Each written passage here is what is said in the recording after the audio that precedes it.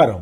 Live షోకి స్వాగతం. ముందుగా అతిథుల పరిచయం. డాక్టర్ సిదిరి అప్పలరాజు గారు, మాజీ మంత్రివర్యులు, వైఎస్ఆర్ కాంగ్రెస్ పార్టీ సీనియర్ నేత, శ్రీ కేబీజీ తిలక్ గారు, సీనియర్ పాత్రికేయులు, ప్రముఖ విశ్లేషకులు. ఇక ముందుగా ఈ రోజు వీడియోలు ఇవన్నీ చూడటానికి ముందుగా ప్రముఖ క్రికెటర్, శాసన మండలి సభ్యులైన శ్రీ అజారుద్దీన్ మంత్రి కాబోతున్నారు. జూబ్లీహిల్స్ ఉప ఎన్నిక నేపథ్యంలో ఈయన మంత్రి పదవి తీసుకోబోతున్నారా, ఏం జరగబోతోంది, దీని మీద మనతో మాట్లాడడానికి కాంగ్రెస్ పార్టీ అధికార ప్రతినిధి చరణ్ కౌశిక్ యాదవ్ గారు లైన్ లో ఉన్నారు. చరణ్ కౌశిక్ గారు, చెప్పండి, ఏమిటి సడన్ గా అజారుద్దీన్ కి మంత్రి పదవి ఇవ్వడంలోని ఆంతర్యం ఏమిటి? జూబ్లీహిల్స్ ఉప ఎన్నిక నేపథ్యమేనా, ఇంకేమైనా కారణాలు ఉన్నాయా? మీరేమంటారు? చాలా రోజుల సంది మైనార్టీకి మంత్రివర్గంలో స్థానం కల్పించాలని చెప్పేసి కాంగ్రెస్ పార్టీ భావించినప్పటికీ అది మధ్యలో ఎమ్మెల్సీగా ఉన్నటువంటి అమీర్ అలీ ఖాన్ గారి కోర్టులో కేసు ఉండదు. తర్వాత వారి ప్లేస్ లో అజారుద్దీన్ గారు నియమించిన తర్వాత ఖచ్చితంగా మంత్రివర్గంలో మైనార్టీకి స్థానం కల్పించాలని చెప్పేసి పార్టీ భావించి ఇప్పుడు ఒక నిర్ణయం తీసుకోవడం జరిగింది.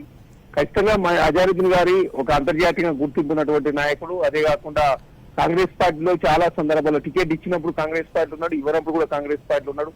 కాంగ్రెస్ పార్టీ వర్కింగ్ ప్రెసిడెంట్ గా, అదే కాకుండా క్రికెట్ కు కెప్టెన్ గా, అదే కాకుండా వారి ఆయనలో హైదరాబాద్ లో కావచ్చు, కాంగ్రెస్ పార్టీ జాతీయ స్థాయిలో అన్ని స్థాయిల్లో కాంగ్రెస్ పార్టీ అభివృద్ధిలో పనిచేశారు. ఎంపీగా కూడా చేశారు కదా, ఉత్తరప్రదేశ్ ని ఎంపీగా పనిచేశారు. గతంలో ఎంపీగా కూడా చేశారు కదా.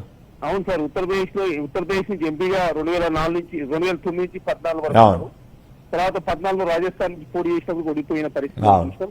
తర్వాత 2018లో కాంగ్రెస్ పార్టీ టికెట్ ఇవ్వలే, అయినా కాంగ్రెస్ పార్టీలో ఉన్నాడు. తర్వాత వర్కింగ్ మీడియా కాంగ్రెస్ పార్టీ అవకాశం ఇచ్చింది. మొన్న 23లో కాంగ్రెస్ పార్టీ టికెట్ ఇచ్చింది. రెండోసారి వచ్చే అవకాశం నవీన్ యాదవ్ గారికి ఇస్తానని కాంగ్రెస్ పార్టీ మాట ఇచ్చి నవీన్ యాదవ్ గారు టికెట్ ఇచ్చిన తర్వాత వారికి ఎమ్మెల్సీ ఇచ్చుడు. తర్వాత పరిస్థితులను కలిసి రావడంతో ప్రధానంగా వారు మంత్రి కాబోతా ఉన్నారు. దానిలో భాగంగా కాంగ్రెస్ పార్టీ చాలా రోజుల సంది చేయాల్సిన పని సందర్భం వచ్చింది కాబట్టి కాంగ్రెస్ పార్టీ తన అంటే అజారుద్దీన్ గారికి ఇచ్చిన మాట అనుకున్న సందర్భం మనం చూస్తాం. అంటే సందర్భం అంటే జూబ్లీహిల్స్ ఉప ఎన్నిక అట్లానే సార్, ఇప్పుడు పార్టీ మరి కాంగ్రెస్ పార్టీ తప్పు రాజకీయ పార్టీ ఇప్పుడు ఏ విధంగా ముందుకు పోవాలి, ఏ విధంగా నిర్ణయాలు తీసుకున్న పార్టీ లాభదాయకంగా ఉంటుంది. అదే కాకుండా అన్ని రకాల ఉపయోగపై ఏ పార్టీ నిర్ణయం తీసుకుంటుంది. దానిలో భాగంగా కాంగ్రెస్ పార్టీ ఒక రాజకీయ పార్టీ కాబట్టి సందర్భం వచ్చింది, ఈ సందర్భంగా నిర్ణయం తీసుకుంటే బాగుంటుందని చెప్పేసి ముస్లిం మత పెద్దలంతా కూడా నిన్న ముఖ్యమంత్రి అంటే ఏమన్నా ఓకే, అంతవరకు బానే ఉంది. కానీ అంటే ఓకే, అంతవరకు ఓకే. కానీ జూబ్లీహిల్స్ ఉప ఎన్నికలు ఏమన్నా కొంచెం టైట్ ఫైట్ అవుతోందని, మైనార్టీని అట్రాక్ట్ చేయడానికి ఇలా మంత్రి పదవి ఇచ్చారనే వ్యాఖ్య మీరేం సమాధానం ఇస్తారు? అలాంటి వ్యాఖ్యలు వస్తాయి. కాంగ్రెస్ పార్టీ టైట్ ఏం లేదు, 50,000 మెజార్టీకి తక్కువ కూడా గెలవబోతారు. మెజార్టీ పెరుగుదల కోసం మాత్రమే మైనార్టీ మంత్రి చేస్తా ఉన్నారు తప్ప టైట్ అనే ప్రసక్తి లేదు. కాంగ్రెస్ పార్టీ సునాయాసం గెలుస్తా ఉన్నాం, బీఆర్ఎస్ పార్టీ సెకండ్ ఉండబోతా ఉంది, భారతీయ జనతా పార్టీ థర్డ్ ఉండబోతా ఉంది. బీఆర్ఎస్ పార్టీ సిట్టింగ్ స్థానాన్ని కాంగ్రెస్ పార్టీ కైవసం చేసుకున్నది ఎప్పుడో నవీన్ యాదవ్ గారు డిసైడ్ అయిన తర్వాతనే నిర్ణయం అయిపోయింది. అది మెజార్టీ పెరగడం కోసం మాత్రమే రాష్ట్ర వ్యాప్తంగా ఉన్న మైనార్టీ కూడా మనం అవకాశం ఇవ్వాలని చెప్పేసి భావించాం. దానిలో భాగంగా చాలా రోజులు రంగారెడ్డి, హైదరాబాద్ కూడా మంత్రి లేని పరిస్థితి ఉంది కాబట్టి ఈ సందర్భానుసారంగా ఈ నిర్ణయం తీసుకుని బాగుంటుందని చెప్పేసి నిన్న ముస్లిం సంబంధించినటువంటి పెద్దలంతా కలిసిన సందర్భంగా ముఖ్యమంత్రి గారు చెప్తే ముఖ్యమంత్రి గారు గొప్ప నిర్ణయం తీసుకోవడం జరిగింది. మరి కోమటిరెడ్డి రాజగోపాల్ రెడ్డి గారు కూడా చాలా కాలంగా వెయిట్ చేస్తున్నాడు కదా, నా మంత్రి పదవి అని. మరి ఆయన్నేమి వదిలేశారు? పాపం అజారుద్దీన్ గారికి ఇస్తున్నారు, సంతోషమే. కానీ ఆ పాయింట్ ఏమన్నా విమర్శలకు వచ్చే అవకాశం ఉంటుందా? అదేముండదా? రాజగోపాల్ రెడ్డి గారికి కాంగ్రెస్ పార్టీ పూర్తి న్యాయం చేస్తుంది. అదే కాకుండా నిజామాబాద్ కూడా మంత్రివర్గంలో స్థానం లేదు, ఎందుకంటే సుధీర్ రెడ్డి గారికి మంత్రివర్గంలో స్థానం కల్పించాలని చెప్పి భావించినప్పటికీ ఎందుకంటే ఓసీలు కొంత కాంగ్రెస్ పార్టీలో మంత్రులు ఎక్కువ ఉండడం, ఎమ్మెల్యేలు ఎక్కువ గెలడంతో కొంత ఇబ్బంది అయిన మాట వాస్తవం. ఇప్పుడు ఓన్లీ నిజామాబాద్ జిల్లాకు తప్ప తెలంగాణ రాష్ట్రం అన్ని జిల్లాల్లో మంత్రివర్గంలో స్థానం ఉంది. ఎందుకంటే ఆదిలాబాద్ నుంచి వివేక్ గారు ఉన్నారు, అదే కాకుండా నల్గొండ జిల్లా నుంచి ఉత్తమ్ కుమార్ రెడ్డి గారు, కోమటిరెడ్డి వెంకరెడ్డి గారు, భట్టి గారు, పొంగులేటి శ్రీనివాస్ రెడ్డి గారు, తుమ్మల నాగేశ్వరరావు గారు, కరీంనగర్ నుంచి అబ్దుల్ లక్ష్మణ్ కుమార్ గారు, శ్రీధర్ బాబు గారు, అదే మెదక్ నుంచి మన పేర్లను అక్కర్లేదు. ఒక్క నిమిషం లైన్ లో ఉండండి దయచేసి, ఒక్క నిమిషం లైన్ లో ఉండండి దయచేసి. తిలక్ గారు, చెప్పండి, ఏమిటి అజారుద్దీన్ గారికి సడన్ గా మంత్రి పదవి ఇవ్వడంలో ఉన్న ఆంతర్యం ఏం లేదు? రాజకీయ పార్టీ కాబట్టి ఎప్పుడు ఇవ్వాలో అప్పుడు ఇస్తుందని వారు అంటున్నారు, తప్పులేదు. ఆయన చెప్పిన దాంట్లో వాదన ఫెయిర్ గానే ఉంది, మీరేమంటారు? నమస్కారం కేసరి గారు. నాకు అనిపించింది ఏంటంటే, ఇప్పుడు మీరు అడిగిన ప్రశ్నగా సమాధానం సమయం వచ్చింది కాబట్టి ఇచ్చారంటే, ఏ సమయం ఏమిటి ఓట్ల కోసం? ఇక్కడ నాకు అజారుద్దీన్ గారికి మంత్రి పదవి అనగానే నాకు అనిపించింది ఏంటంటే, సరే స్థానికంగా ఉన్న పరిస్థితులు ఏంటో నాకు పూర్తిగా తెలియదు. నాకు అనిపించింది ఒకటే, మజ్లిస్ మద్దతు ఉండకపోవచ్చు అని. దానివల్లనే అజారుద్దీన్ గారి వైపు మొగ్గు చూపారు అనేది నాకు అనిపించింది. కాబట్టి ఈ ఈ పూర్తి అజారుద్దీన్ మజ్లిస్ మద్దతు ప్రకటించింది ఆల్రెడీ. ప్రకటించింది. అయితే నమ్మకం ఏదో అనుమానం మజ్లిస్ కాంగ్రెస్ కి ఆల్రెడీ మద్దతు ప్రకటించింది. అయినా అనుమానం ఓహో, ఉన్నట్టుంది. అనుమానం అంటారా? అట్లా అనుమానం ఏముంది. అజారుద్దీన్ గారికి టికెట్ ఇచ్చి పోటీ చేయించవచ్చు.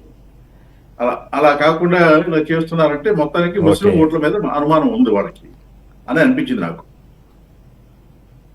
ఓకే, కేసర్ గారు. రైట్. ఫైనల్ గా కౌశిక్ గారు చెప్పండి. అనుమానంగానే ఉంది నాకు, అజారుద్దీన్ కి ఎందుకు ఇచ్చారు, ఎంఐఎం వాళ్ళు సరిగా చేయరని ఏమన్నా అనుమానమా ఏంటి అంటున్నాడు ఆయన. సార్, ఎంఐఎం పార్టీ కాంగ్రెస్ పార్టీకి ఆల్రెడీ మద్దతు హలో? ఇచ్చారు. నవీన్ యాదవ్ గారికి జూబ్లీస్ లో మద్దతు అజారుద్దీన్ ఇచ్చింది. గారికి 2023లో టికెట్ ఇచ్చేటప్పుడే కాంగ్రెస్ పార్టీ అజారుద్దీన్ గారికి కాదు, నవీన్ యాదవ్ గారికి నెక్స్ట్ వచ్చే ఎలక్షన్ లో అవకాశం కల్పిస్తామని చెప్పి మాట ఇచ్చిన కాబట్టి ఆ మాట తీసుకునే ప్రయత్నంలో భాగంగా నవీన్ యాదవ్ గారికి టికెట్ ఇస్తే అజారుద్దీన్ గారికి ఎమ్మెల్సీ ఇచ్చారు.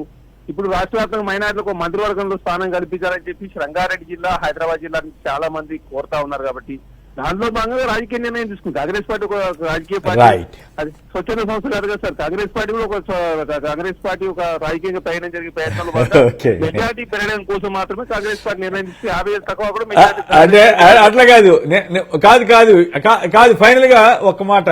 మొన్నేమో ముఖ్యమంత్రి రేవంత్ రెడ్డి గారు సడన్ గా, సరే కోమటిరెడ్డి వెంకటరెడ్డి గారు ఉన్నారా లేకపోయినా సినిమా వర్కర్లతో మీటింగ్ పెట్టడం, ఇవాళ అజారుద్దీన్ గారికి మంత్రి పదవి, ఇవన్నీ చూస్తే కొంచెం జూబ్లీస్ లో టైట్ అయితే జాగ్రత్త పడుతున్నారా అనే సహజమైనటువంటి అనుమానం వస్తుంది కదా. ఓ 25,000 మంది సినిమా వర్కర్లు ఉన్నారని చెప్పి సడన్ గా రేవంత్ రెడ్డి గారికి సన్మాన సభని ఏర్పాటు చేయటం, ఇవన్నీ సందేహాలకు తావివ్వట్లేదా అన్నదే ఒక ప్రశ్న, అంతే. అదర్వైజ్ మీరు అన్నట్టు రాజకీయంగా మీరే నిర్ణయం తీసుకున్నా తీసుకోవచ్చు.